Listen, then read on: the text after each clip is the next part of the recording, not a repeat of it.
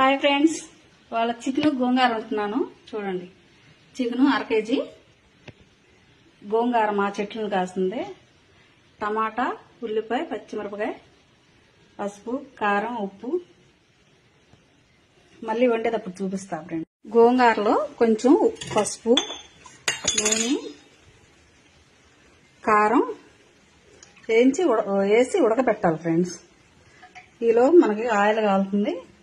ఉల్లిపాయలు, టమాటాలు, పచ్చిమిరపకాయలు వేసి కూర తాలింపు పెడదాం. అంతలాగా అది ఉడుకుతూ ఉంటుంది గోంగూర.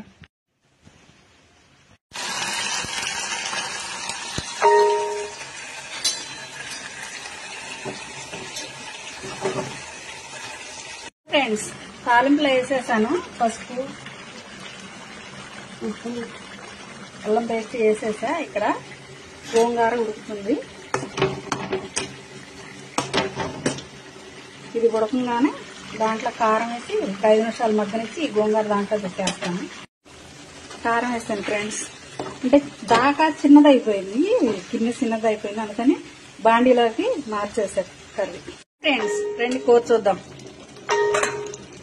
ఎమ్మిగా బాగా చక్కగా ఉడికిపోయింది గోంగూర చికెన్. రండి ఫ్రెండ్స్, వేడివేడిగా రైస్ ఉడుకుంది.